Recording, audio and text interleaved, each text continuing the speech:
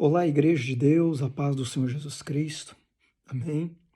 Estou aqui para deixar uma pequena reflexão para a igreja. E essa reflexão, ela se encontra no Evangelho de Jesus Cristo, segundo escreveu João, no capítulo 6, a partir do verso 1, que diz assim, ó: Depois disso, partiu Jesus para o outro lado do mar da Galileia, que é o de Tiberíades. E grande multidão o seguia, porque via os sinais que operava sobre os enfermos. E Jesus, subindo ao monte, assentou-se ali com os seus discípulos. E a Páscoa, a festa dos judeus, estava próxima.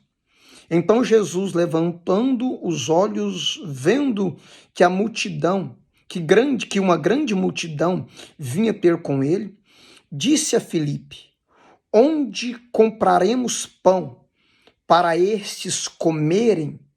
Verso 6. Mas dizia isso para provar ou para experimentar, porque ele bem sabia o que havia de fazer. Verso 7. Filipe respondeu-lhe, 200 denários de pão não lhes bastarão para que cada um deles tome um pedaço ou um pouco. E um dos seus discípulos, André, irmão de Simão Pedro, disse-lhe: Está aqui um rapaz que tem 5 pães de cevada e 2 peixinhos. Mais que isso, mas o que é isto para tantos? Observe isso aqui, por favor, em poucos minutos. Dentro desses dias, dentro desse capítulo 6 do Evangelho de Jesus Cristo, segundo escreveu João, nós observamos no versículo 1 do capítulo 6, depois disso, partiu Jesus para o outro lado do mar da Galileia, que é o de Tiberíades. Jesus era o tipo da pessoa que ele não andava 100% com a multidão. Não. Na maioria das vezes, Jesus caminhava, ele e os seus discípulos. Por algumas vezes, dentro dos evangelhos, tanto o sinótico como o evangelho de João, nós vamos observar a expressão: passou para o outro lado, passou para outra margem, foi para o outro lado. Nós vamos observar essas expressões. E o que significa isso? Isso significa o quê? Que Jesus é o caminho.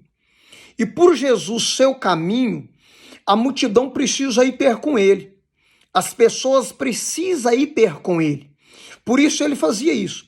Ele sendo o caminho, conforme diz 14:6 do Evangelho de João, eu sou o caminho, a verdade, a vida, e ninguém vai ao Pai a não ser por mim.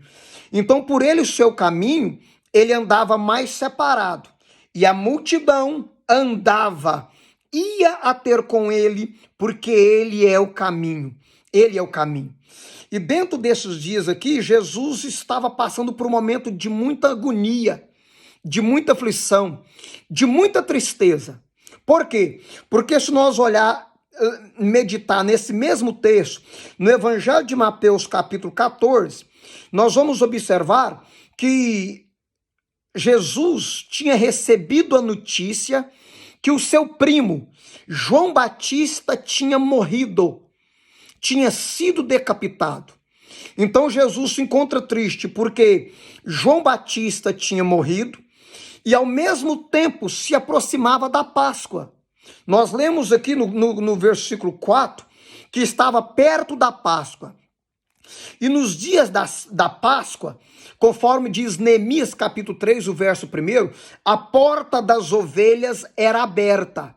E quem tinha acesso àquele lugar poderia ver literalmente como a ovelha era sacrificada. E Jesus, tendo conhecimento disso, e sabendo por que veio,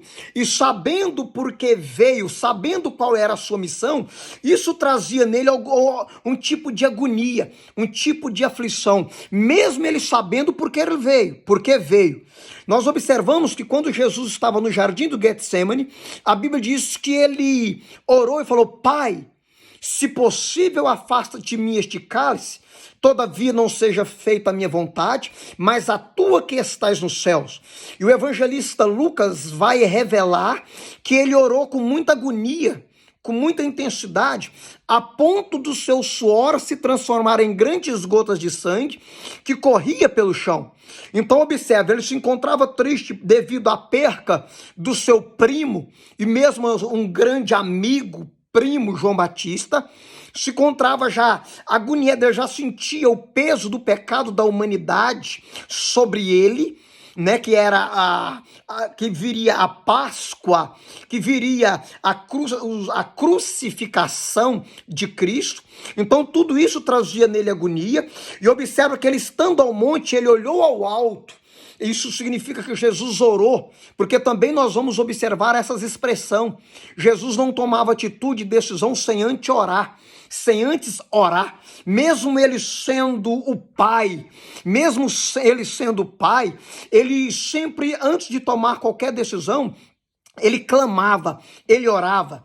Para refrescar a sua memória, lembra no Evangelho de João, no capítulo 13, quando ele foi ressuscitar Lázaro, ele orou pedindo a Deus que desse a ele, capítulo 13 não, capítulo 11, eu disse capítulo 13, mas estou recapitulando, é capítulo 11, ele orou a Deus, ele orou ao Pai, né?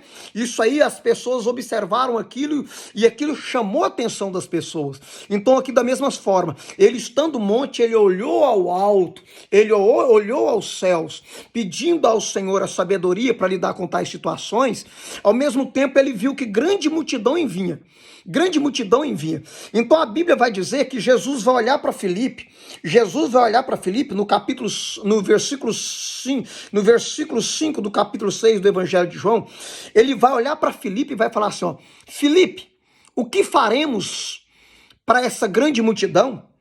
Então Jesus levantou os olhos e, vendo uma grande multidão que vinha ter com ele, disse a Filipe: onde compraremos pão para estes comerem? A Bíblia vai dizer que Filipe vai falar assim, ó: ainda que tivéssemos 200 denários de pão, não daria para saciar essa grande multidão. Isso aqui nos mostra a tamanha quantidade de pessoas que havia. Porque Filipe vai falar 200 denários. Um denário era semelhante a um dia de um trabalhador. Um denário era semelhante ao dia de um trabalhador. Então observa que Filipe, em outras palavras, está falando assim, ó, ainda que fosse 200 dias de trabalho, 200 dias de um trabalhador, não era o suficiente para alimentar essa grande multidão.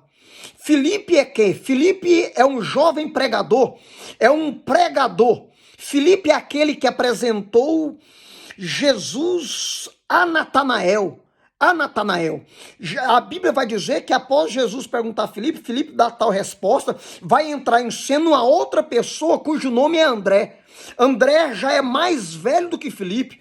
André também é aquele irmão de Simão Pedro que apresentou Simão Pedro para Jesus. Então observa que Filipe é mais novo do que André. Nós temos aqui duas coisas importantes: Filipe, que é mais novo, e André, que é mais velho. Nós temos aqui a força e a experiência. Juntando essas duas coisas dá um resultado tremendo.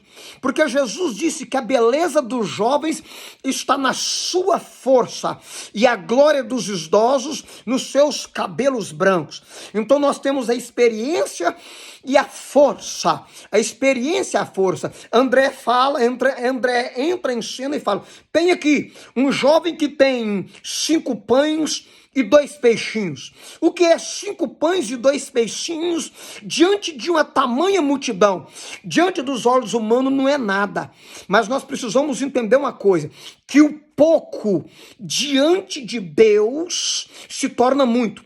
O pouco nas mãos de Deus com fé se torna muito. Não se limita, minha irmã. Não se limita. Talvez você está com pouca força, talvez os seus recursos estão pouco. Coloca isso nas mãos de Deus e vai se tornar muito. Observação: uma vez você colocando nas mãos de Deus, com fé, porque Hebreus capítulo 11, verso 6 diz que sem fé é impossível agradar-lhe. Amém? Eu vou parar por aqui, amém? Porque senão fica muito longo esse vídeo, mas que Deus te abençoa, que a graça do nosso Senhor Jesus Cristo e que o amor de Deus e que a comunhão e a consolação do Espírito Santo esteja sobre sua vida, sobre a vida da sua família, amém? Nós estamos num propósito cujo tema é Jeová Jirê, Deus da provisão, amém? Que Deus te abençoa e o Deus da provisão vai entrar com providência nisso a qual você tem feito conhecida diante de Deus para a glória de Jesus, amém? Que Deus abençoe a todos, tenha uma boa semana e que esse mês 5, né? Que esse mês de abril seja um mês de prosperidade, de bênção, de vitória na vida sua e da sua família para a glória de Jesus, amém? Um abraço a todos no nome de Jesus.